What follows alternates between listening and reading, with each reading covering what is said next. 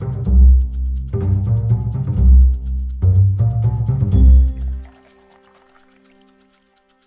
name is Joseph. I work for the Wine and Spirit Education Trust. Can I just see quickly how many of you have done a qualification or a course with WSET before? Okay, fantastic. I guess we've probably got about a 50-50 split in the room, more or less. So some of what I'm talking about today will be familiar to some of you.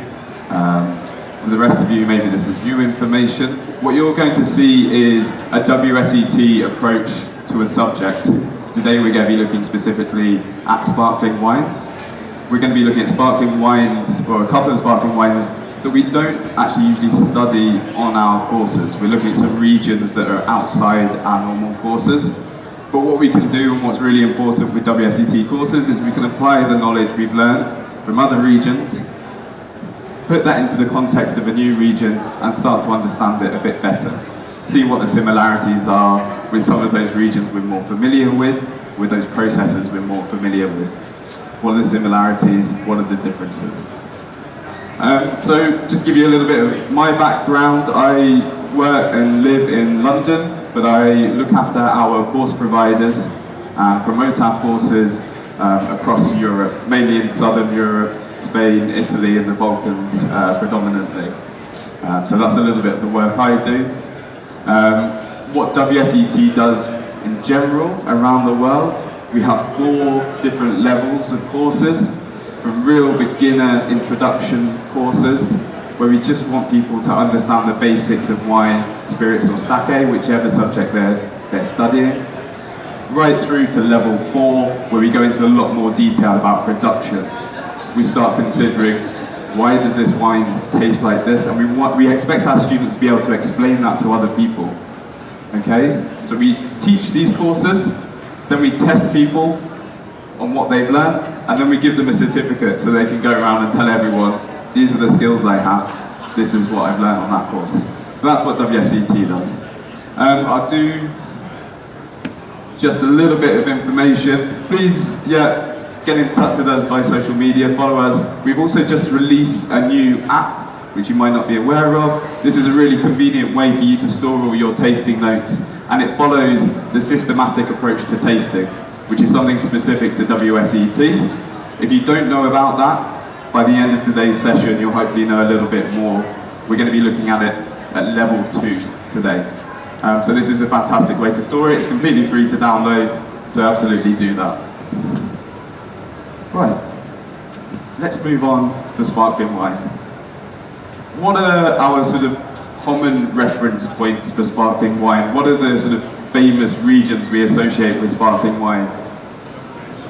Champagne, okay, that's the first one I hear. Or maybe Cava, exactly, for a second. These are our 3 sort of big production zones for the world of sparkling wines. What we're going to be looking at today are production methods that are familiar really with the champagne process, but used in different regions in different ways. And we're going to be looking at specifically on different types of climate and the effect this has on the final wine. But we're also going to be looking at what are the original effects upon that climate. So if we think about the Champagne region, we're in northern France. We have a naturally cool climate because of latitude. We're quite far away from the equator. We're sort of the northern limit, really, of where grapes are grown traditionally. Where I'm from in southern England, this is a more recent development that we've started to grow vines and make sparkling wine in a similar way to champagne. So what are people trying to do to emulate champagne and find regions around the world which are suitable for sparkling wine production? Why is a cool climate important? And we've got to think about the end product. What are we looking to achieve? Generally in sparkling wine, we're looking to achieve something that's relatively dry, something that's light-bodied, refreshing, has good acidity, and a cool climate helps to produce these wines. The cooler temperatures, less sugar accumulation. Less sugar accumulation means lower alcohol, so we're going to keep these wines nice and light, certainly when we make our original base wine. And also we want a certain flavour profile. We're not looking for big, rich, baked fruit aromas here. Generally we're searching for citrus fruit aromas maybe, or a relatively neutral base wine, because the next step in the production process is going to add further complexity. So we don't want to start off with a wine that's too complex. We want something nice and light, and the cool climate helps to provide this. We think about also in the vineyard what we're doing that's specific to these cool climate wines. We're going to be picking our grapes quite early, because again, we don't want lots of sugar accumulation, lots of ripeness in the fruit. We're also going to be picking these grapes by hand, because we want to create a very delicate first wine. So we don't want these grape skins to be damaged, we don't want the grapes to oxidize, because then when we go into the winery, we're going to do a nice gentle press, get a very clear liquid to make our base wine. So these are some of the sort of common characteristics that we might associate with the vineyard. We've got to be aware of some dangers as well with these climates, because of the risk of things like frost, or even sort of really harsh damage to the vines over winter if we go very low freezing conditions. And some of the regions we're looking at today, we can definitely get into those extremes. So there's something to be aware of. What I quite like to do is sort of jump straight into our first sample, which we have here. All these wines today are from the same producer. For those with good reading, we've got all Chandon wines, okay? Tells us a couple of things from that label. Here it says traditional method, or méthode traditionnelle. This is basically describing the champagne process for production.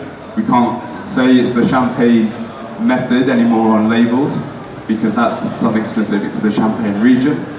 But this is absolutely the same process of production. Okay? Also, the name Chandon should be ringing bells if you don't already know that this is coming from the world's biggest champagne producer, Moet Chandon. Okay? So they are using, again, those skills and that knowledge to produce these wines in different climates, in different regions around the world. So, wine sample number one. I just want us to go straight into the tasting and have a look at this wine. In your books, you've all got copies of the systematic approach to tasting, and we'll basically be following this with all of the wines, okay? I won't have a chance to sort of fully explain how we use this today, but I'm very happy to do that after the session and how it develops at different levels. But this is level 2. So, we'd start off with have a look at this wine, and we'd say it's pale, it's lemon coloured, but that doesn't tell us a whole lot of information, so we stick our nose in it, have a smell.